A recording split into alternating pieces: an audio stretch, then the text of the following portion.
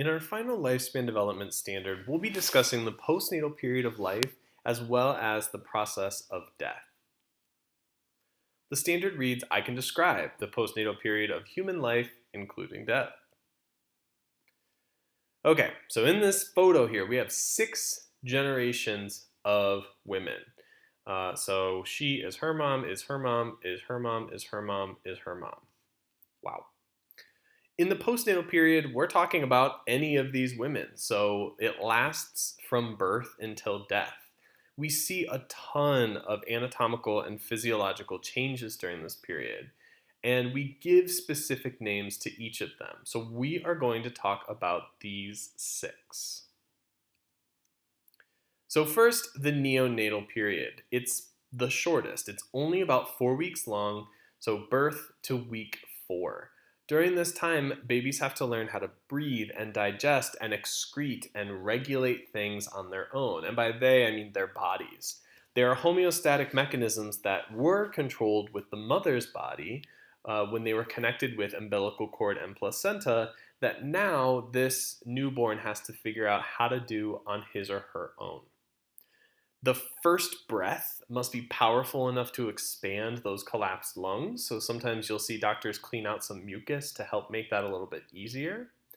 And newborns usually come out with a little bit of stored fat and will lose weight within the first week of their life or so. However, even though that's normal, we should see weight gain from breast milk or from formula very quickly after that. Neonatal period, newborns tend to have dilute urine. They tend to have a little bit of trouble regulating like their temperature or some of their other homeostatic mechanisms, but they'll get there. In infancy, we're talking about the entire first year of life after those 4 weeks. We see a tremendous growth rate. We'll see the deciduous teeth, those first 20 baby teeth, begin to erupt. And we'll see an incredible improvement in muscular coordination as the muscular and nervous systems mature.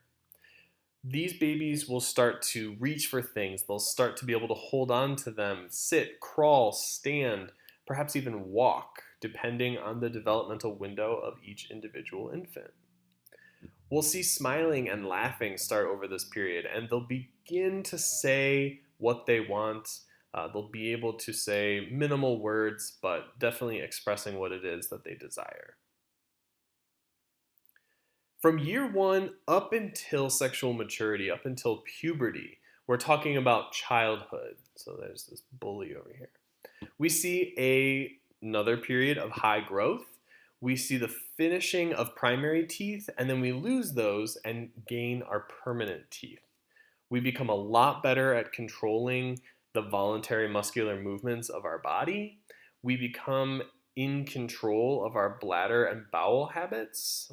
So we no longer need diapers, and we're able to decide collectively, okay, this is where we pee and this is where we defecate. And during this time, we work on a lot of our human communication skills, speaking, reading, writing, thinking. And we begin to start to learn and understand more about emotions and how to gain a mature set of emotions. These teens are texting. So in adolescence, we're talking sexual maturity up through adulthood. So the main hallmark here is we're becoming reproductively functional. We see secondary sexual characteristics develop. So before, in childhood, nobody had breasts, nobody had specific curves, but now we're gaining fat deposits. If you're male, we're gaining muscle tone. You're seeing vocal changes in men, body hair development, both in men and women. We're seeing growth. So there's a lot of vertical growth at this time because our skeletal systems are really forming maturity. Females will usually stop growing during this phase. Some men will, but it is more documented that men will continue to grow into early adulthood. Another big hallmark is our intellectual abilities get a lot sharper. We start to know what we think and how we think it and how we can express that. Lastly, emotional development is also continuing to mature here. There's a stereotype that it is overly sensitive or over the top, but it certainly is much more evolved than when you were a child. Okay, in adulthood, this is adolescence to old age, so the major decades of your life. By 30, your body is already starting to decline. Your senses will start to become less acute. You are less stretchy in your ligaments. You're more likely to break things, break joints, break bones. Um, in your 40s, your metabolism slows down, so you may begin to pick up weight or you see a shift in your muscle and fat composition. Hairs can begin to gray in your teens, but by your 40s, a lot of people have this gray hair or a loss of hair and beginning to see a loss of elasticity in their skin. In your 50s, almost every adult has lost close vision. They need readers to see up close. Um, Women at this time often go through menopause, and both sexes experience muscle weakening. By the 60s, we see a decline in the ability to remember specific facts and details. Then in your 70s, as you're approaching the final stage, your vertebrae begin to compress, and so you see a decrease in height, you see a decrease in skin sagging, and a difficulty in processing speed and communication. The last postnatal period is called senescence, and it describes the process of growing old. We see a lot of degenerative changes, some of which are the result of wear and tear, and some of which are just natural breakdown. We lose the ability to fight off infection as easily, so older people are more prone to diseases that a younger person could easily fight off. We see a loss in intellectual function, a loss in sensing the world around them, and death usually results from disease or from one of our body systems experiencing a major disturbance. Here are the top 10 leading causes of death in the United States, and it's a little outdated, it's 2013, but it hasn't changed too much. Heart disease is number one over cancer, but those are the big two. It's about half of all deaths. After that, we see respiratory diseases, strokes, accidents, Alzheimer's, diabetes, kidney conditions, the flu, and suicide rounding out the top 10. At the end of your life, there are two stages to the dying process. During pre-active dying, it takes about 3 months.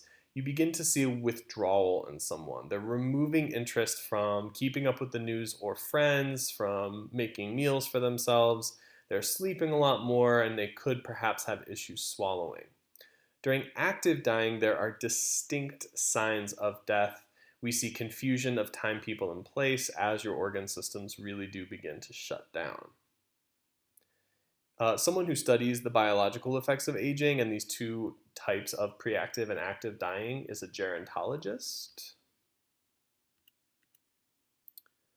So in passive aging, so this is pre-active dying or anything, we have a breakdown of structures. It's molecularly, our bodies are not performing the way they used to. We have a degeneration of our elastin and collagen proteins. Our DNA replication is disrupted. We see a lot of cellular death and leaky membrane. So that's just things aren't working as well. In active aging, there are new activities or substances. Your body often develops autoimmunity, where it starts to attack itself using its white blood cells. And it occurs throughout our life as our cells die, especially after that age of 30. Apoptosis, by the way, is a version of programmed cell death that is normal to keep our cells healthy by eradicating older or weaker cells, so long as it's only those older or weaker cells. So what about lifespan, the length of time a person could live? The oldest person to ever live is Jeanne Clément, and she was a French woman who lived to be 122 years old. And so that's about as far as a person can get. She's the only person who made it even to 120. And there's even some debate on if it was really her, if it was her daughter. Just Google it, you'll find some information. Life expectancy is a realistic projection. How long are you going to live? And it depends on a lot of things. It depends on socioeconomic status, depends on biological sex, depends on where you live in the world. In the United States, it's about 76 for men and 81 for women. But usually that gets better and better as a culture and a society improves their medical technology and their quality of life. Some places in the world have a lot of centenarians, which is anyone who lives to be 100. What we're finding though is that it tends to be a genetic lottery more than anything they did in their lives. You'll see a lot of these women and some of these men on the news saying like the key to a long life is whiskey and one cigarette a day. And it's like, well, that's very lucky for you, but a lot of it is protective genes. Other things these people have in common is they tend to have a lot of good cholesterol. They maintain a normal to low weight throughout their lives. They have not smoked, except for the one lady I was talking about, and they handle stress well. So just calm down, right? It's fine. I'm going to leave you with this world map that shows the average lifespan for individuals who live in different countries around the world. Pause the video, take a look, and really think about what am I seeing?